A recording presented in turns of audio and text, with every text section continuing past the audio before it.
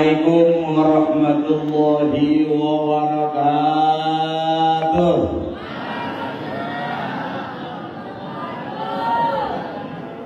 Thank you. Alhamdulillah. Alhamdulillah. Alhamdulillahilladzi faddala bani Adam bil ulumi wal a'mal. Asyhadu an la ilaha illallah wahdahu la syarika lahu al-malikul jalal. Wa asyhadu anna sayyidina Muhammadan abduhu wa rasuluhu wal aqwali wal af'ali wal ahwal. Allahumma shalli ala sayyidina Muhammadin wa ala Muhammadin bi'adadi kulli syai'in fid dunya wal akhirah. Wa salawatullahi ta'ala wa malaikatihi wa anbiya'ihi wa rusulihi wa jami'i khalqihi ala sayyidil mursalin wa imamil muttaqin wa qa'idil ghurril muhajirin wa syafi'il mudhibin wa masyayikhil muqaddimin wa syuhada'i wal awliya'i wal ulama'i was salihin sayyidina wa habibina wa syafi'ina wa maulana Muhammadin sallallahu alaihi min ahli ta'atika ajma'in min ahli samawati wal ardin.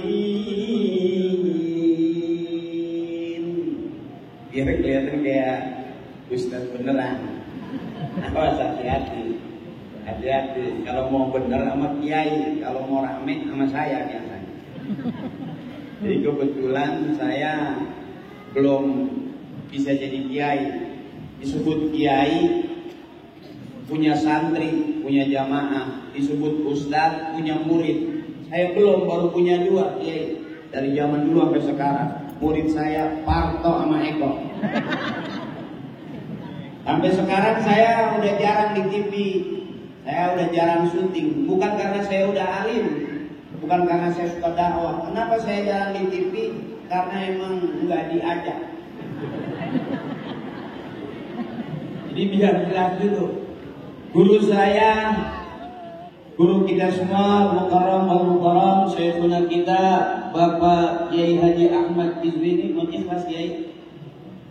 Juga Mukarram al-Mukarram, guru kita, kiai kita, pengasuh PP Tebuireng 08, Dr. Andes Kiai Haji Abdul Rauf MSI, Ikhlas Kiai. Juga para guru, para santri, bil khusus para tamu undangan. Tapi tidak mengurangi rasa hormat dan ta'zim saya bisa hadir di sini satu kehormatan yang luar biasa.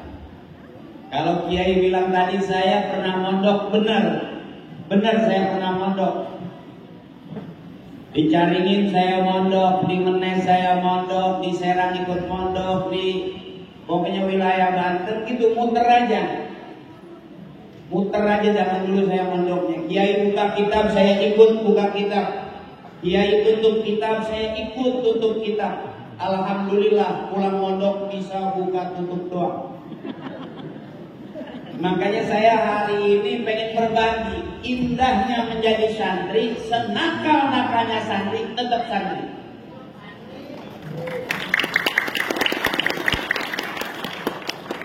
Dan ternyata santri bukan hanya melulu harus jadi kiai, ternyata jadi artis juga bisa. Masih ingat barangkali setiap Ramadan di SCTV yang main para pencari Tuhan, yang dari Ustadz Ferry. Ingat gak ada ustadz yang takut banget sama istrinya? Setiap malam sahur di bulan suci Ramadan namanya Ustadz Ferry. Mungkin ibu tahu ya, Bu? Ya, yang jadi Ustadz Ferry. Yang jadi Ustadz Ferry itu aku. Iya. Nah, di situlah saya pengen berbagi yang gak kaku-kaku banget. Makanya saya lihat di sini dari pagi sampai malam hari ini acaranya luar biasa. Santri yang jago ngaji ada, yang hafiz Quran ada, komplit semuanya, yang bisa nyanyi juga ada. Karena kata kiai saya, kata hukama itu al-Islam la yatba'an zaman. Islam itu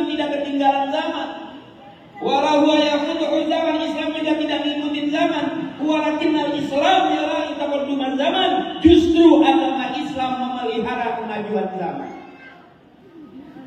Apalagi kita orang NU yang luar biasa. Ini banyak guru-guru saya, senior-senior saya dari Teguh Ireng, wabil khusus yang dari 08 Bandung.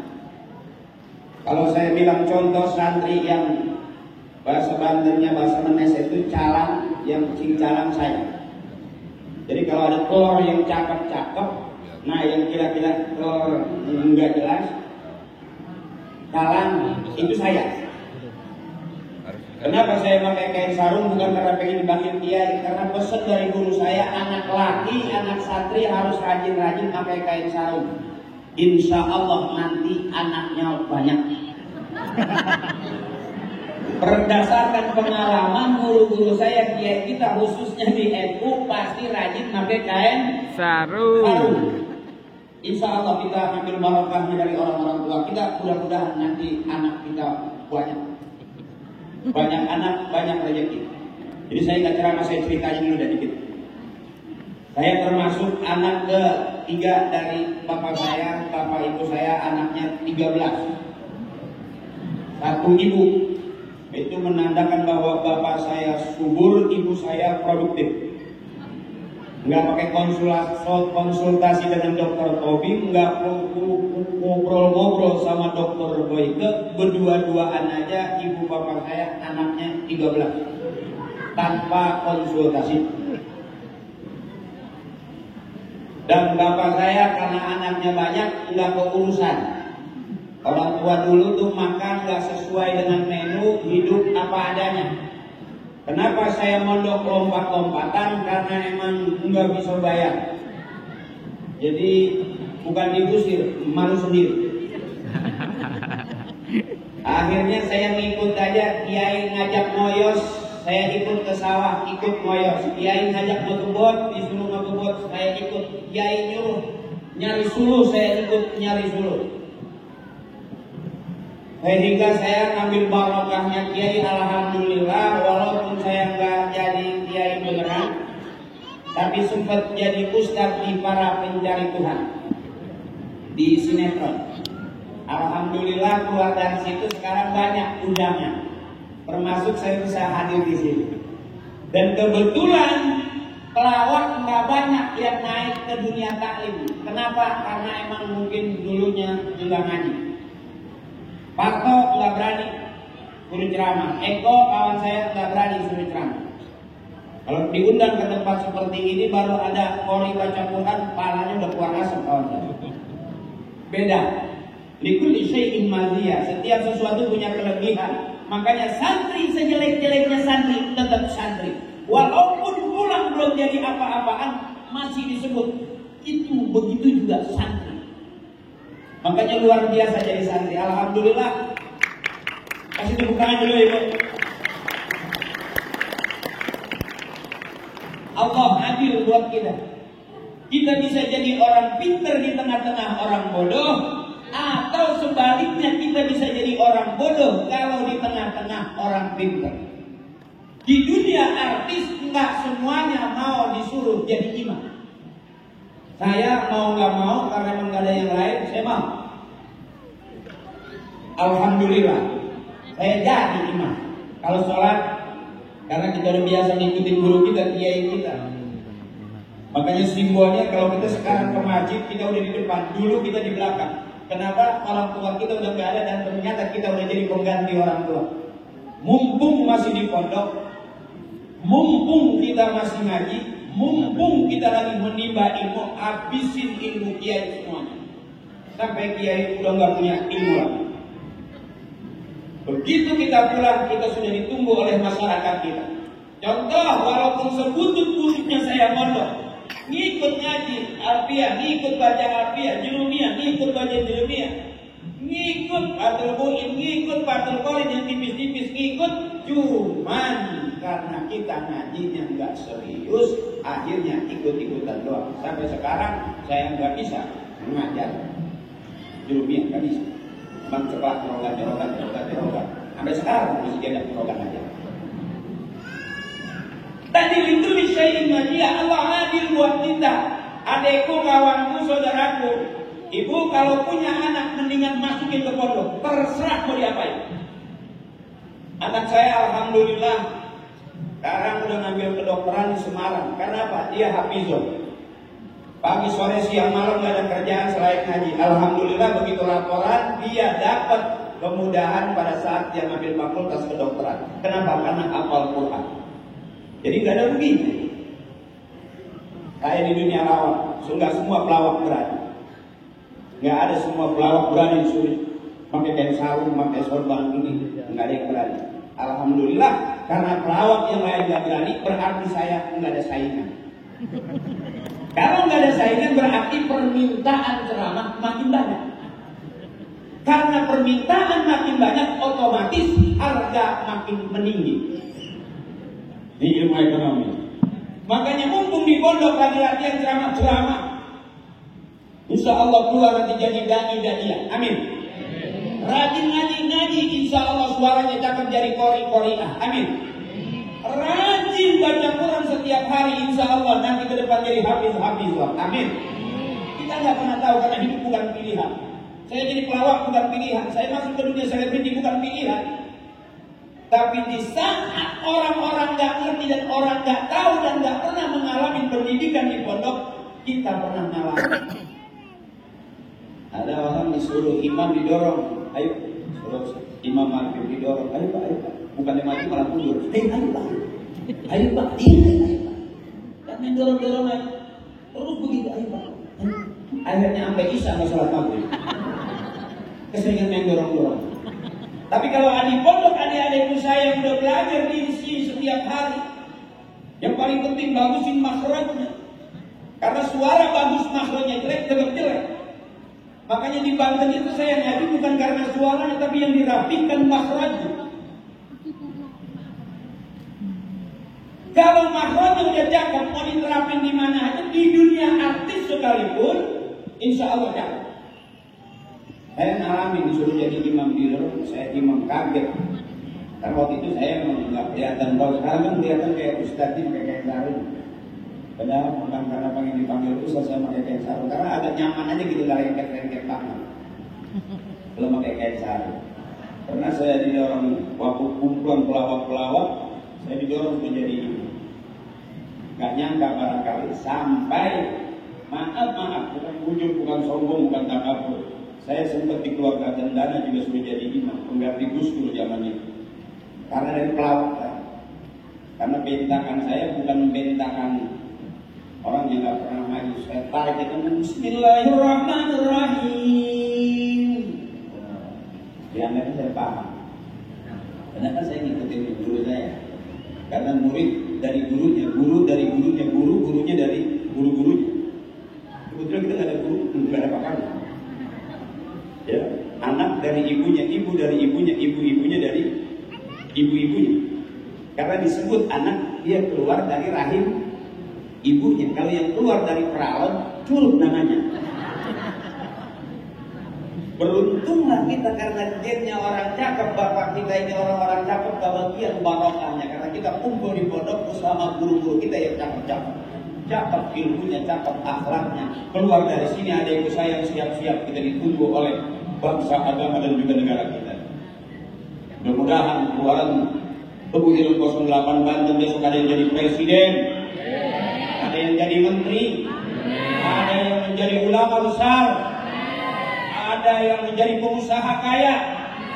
Karena kita nggak tahu, itu bukan pilihan. Termasuk saya, setiap haul masyayikh kalau saya datang ke pesantren saya selalu minta ikhlas. Karena nggak ada pesantren yang meluluskan santrinya jadi pelawak. Waktu itu saya masih lucu, karena masih miskin, lucu dulu. Sekarang udah agak jahit-jahit dikit, itu biasa. Zaman itu bener-bener saya, itu pulang mondok saya bingung, karena nanggung tadi. Di Banten itu saya nggak, kata guru saya, kalau mondok di Banten itu ada 3, rajin ngaji, yang hari bolak-balik kita kuning jadi kiai. Rajin mau wirid, jadi jawara, ini hikmah. Rajin jambe, jadi dukun. 3-tiganya saya nggak ada. Jadi kiai malas ngajinya, jadi jawara nggak ada nyalinya, jadi dukun takut nggak maju. Akhirnya saya ngambil jadi pelawak, jadi artis. Ya alhamdulillah di dunia artis ternyata enggak semuanya orang ngerti ilmu kiai. Saat orang mengharamkan tahlil, membid'ahkan tahlil, saya maju. Yuk kita ramaikan tahlil. Ada pengajian-pengajian artis itu kalau ngaji itu pakai di gedung-gedung mewah gitu, nggak pakai tawasulan. Kenapa? Karena saya tahu saya sampai hafal Yasin itu bukan karena saya ngapalin Yasin. Adikku saya, santri saya hafal Yasin bukan karena saya ngapalin Yasin, karena saya sering diajak tahlil. Dan ibu saya teriak kalau ada tahlil udah ngomel, ada tahlil, cepetan ikut bapak, habis isa jangan kemana-mana ikut tahlil. Kenapa mak? Mak nggak masak. Sampai ibu saya ngajarin nanti kalau ada tahlilan jangan duduk di belakang, duduk di depan dekat kiai. Kenapa mak? Karena lempengan itu makanan banyak. Di saat orang membidahkan tahlil, yuk kita rame-rame tetap semangat bertahlil. Karena tawasul itu kata guru saya tawasala ya tawasalu tawasulan nyambung. Nggak bakal kita bisa hidup sendirian. Murid dari gurunya, guru dari gurunya, guru-gurunya dari guru-gurunya. Anak dari bapaknya. Ya bu, bapak dari bapaknya, bapaknya dari bapak-bapaknya. Kata kiai kalau pengen punya anak bisa ngaji, emak bapaknya kudu ngaji. Kalau pengen punya anak rajin ke masjid, ibu bapaknya kudu rajin ke masjid. Kalau pengen punya anak jadi santri, emak bapaknya kudu rajin masukin anaknya ke pondok pesantren. Termasuk pengen punya anak soleh, ibu bapaknya kudu soleh. Bukan kata kiai saya kalau pengen punya murid soleh, kalau pengen punya murid soleh, otomatis gurunya juga mesti soleh.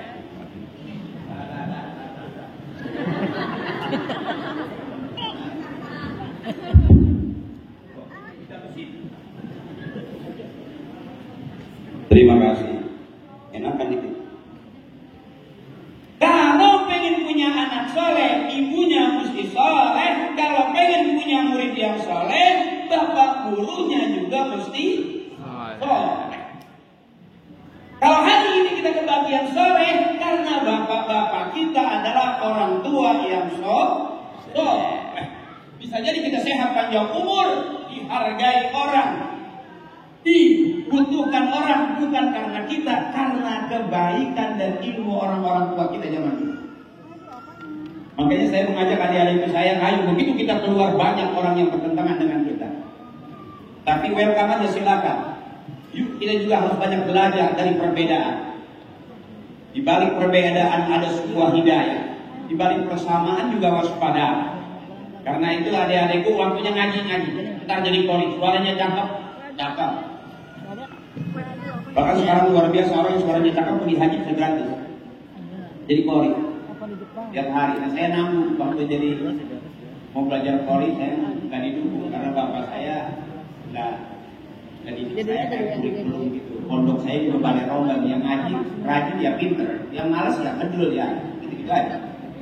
Akhirnya saya juga termasuk ketuanya nggak jelas. Tapi tadi sebutut-bututnya santri tetap santri. Walaupun nggak bisa apa-apa tetap tersebut santri. Itu hebatnya santri di mana-mana.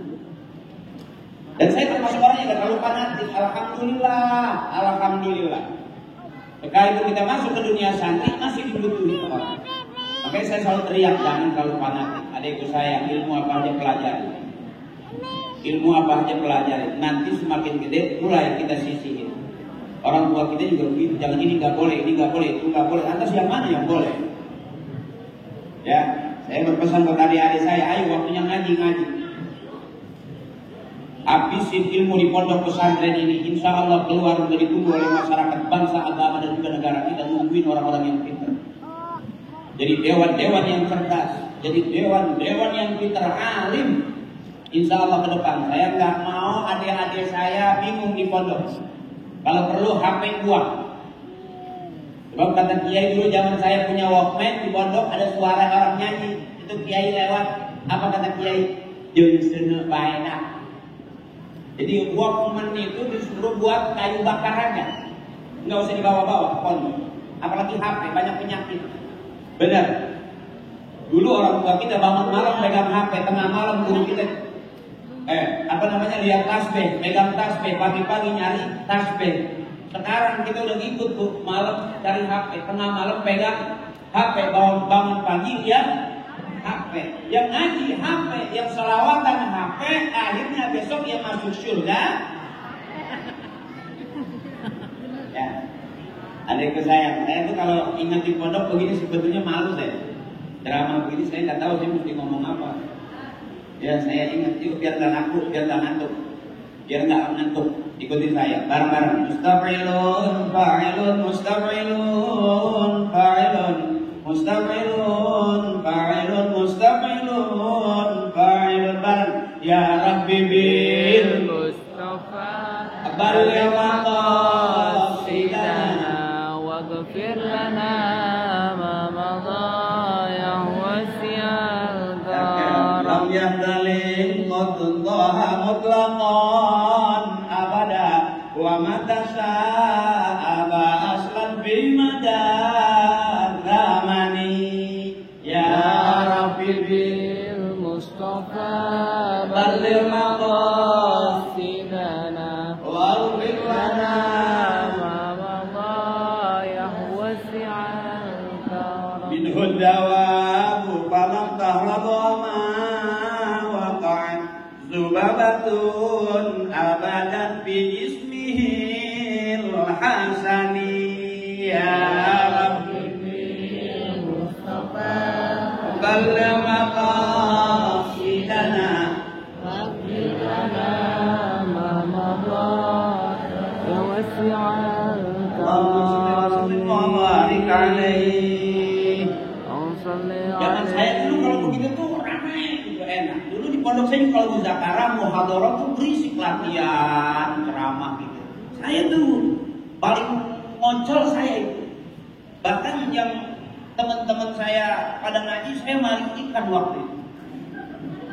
Ngaliwat, baik itu tuh yang kadang-kadang kalau ikut begini nyesel, masya Allah, jangan sampai mirip kayak saya.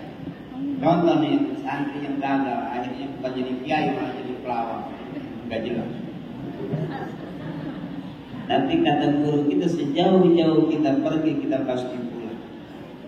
Ya, apa yang kita bisa baca, dapatnya segitu, ya emang udah segitu. Saya ceramah di mana-mana nggak banyak ayatnya. Kenapa? Emang belum hafal. Terang-terangan aja, saya belum hafal. Jadi kalau saya kadang-kadang ceramah di mana-mana, permintaan banyak, ngajinya kurang.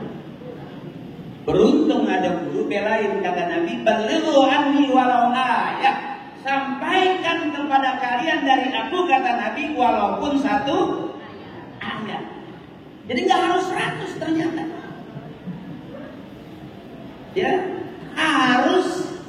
nggak harus 100.000 ayat, enggak, kata Nabi, balighu anni walau ayat. Sampaikan dari aku kepada kalian walaupun satu ayat. Makanya selamat saya kalau ceramah di mana-mana nggak hafal ayatnya, berarti saya udah belain duluan, memang bisa di segitu.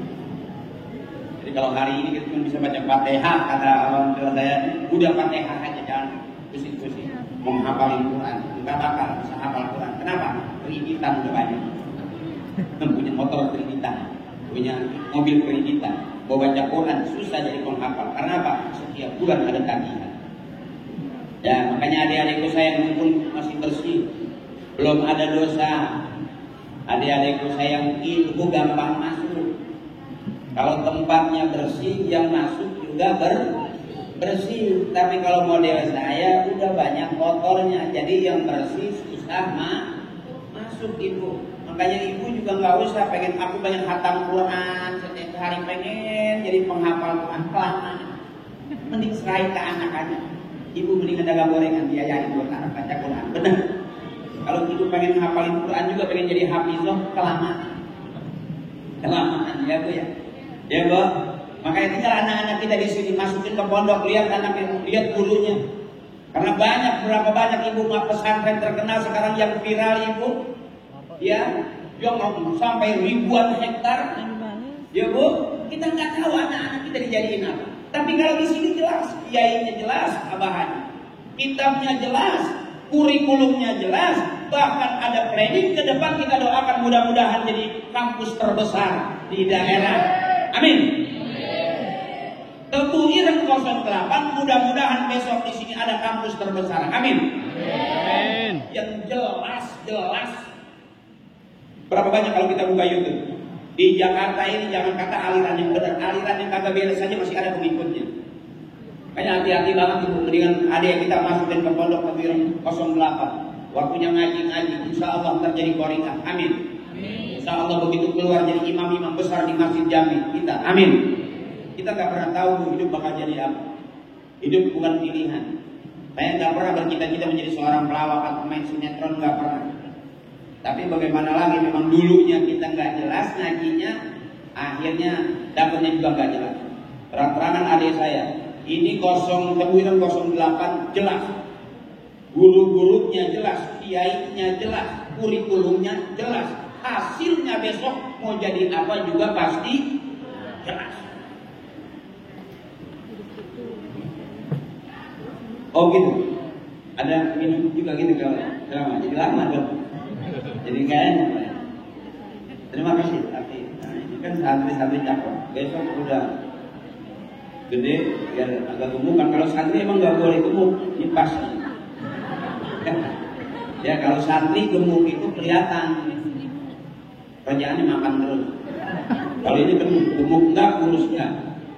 Yang penting kan buang hajat kenyang. Ya santri itu kata bapak saya, kalau santri gemuk berarti gak ngaji, kebanyakan makan tidur.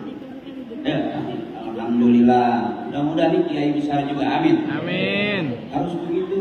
Regenerasi berikutnya kita harus ciptakan. Kalau nggak diciptain bingung zaman sekarang itu. Pondok-pondok akhirnya pondoknya salah, gurunya salah, anak kita nggak jelas. Maaf sih. Kalau di sini insya Allah, saya yakin besok kalaupun saya nggak diundang, saya pasti main kemari pengen ikut ngaji saya. Doain. Karena saya pengen lihat adik-adik saya, pengen berbagi cerita. Yang bego aja, kalau punya keberanian masih punya tempat. Apalagi yang pinter, ayo adik-adik saya. Setelah pinter punya keberanian. Yang paling penting dalam hidup adalah keberanian. Kalau punya keberanian, ilmu justru, keyakinan justru, mantap juga justru. Tapi kalau orang yang ilmunya cakep tapi nggak punya keberanian, berat nakasnya. Kenapa saya diri di sini bukan karena punya ilmu, tapi karena punya keberanian.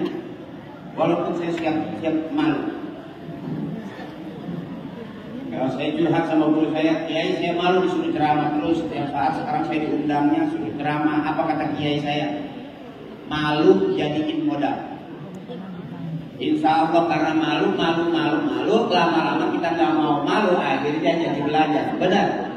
Kalau udah belajar dipoles makin cakep, akan terhindar dari rasa malu. Orang yang malu itu yang hampir nyaris nggak punya keyakinan, nggak ada malunya. Ya. Makanya saya berharap adik-adik saya di sini mudah-mudahan serius ngajinya, amin. Biar besok jadi kiai-kiai besar, amin. Biar besok jadi ulama-ulama besar, amin. Ke kaliber kuat, kiai-kiai Buddha yang luar biasa. Besok keluar dari Tebu Ireng 08 Banten, lebih dari itu. Besok ada yang mondok di Timur Tengah, amin. Yang begitu kembali ke Indonesia jadi ulama-ulama besar, amin.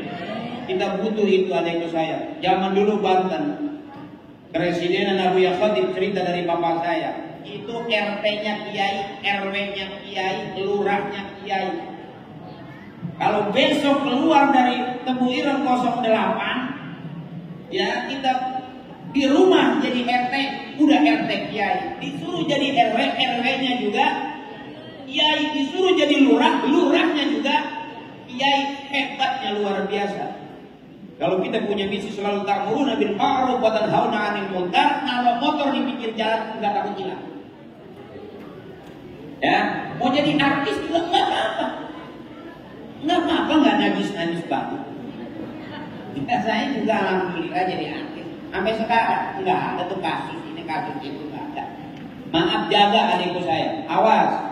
Kadang-kadang kita baik, tapi pergaulan yang tidak baik berbahaya buat kita. Berapa banyak orang nggak pernah ngerti narkoba, dicekokin sama temen yang pulang mondok, akhirnya kena pengaruh narkoba.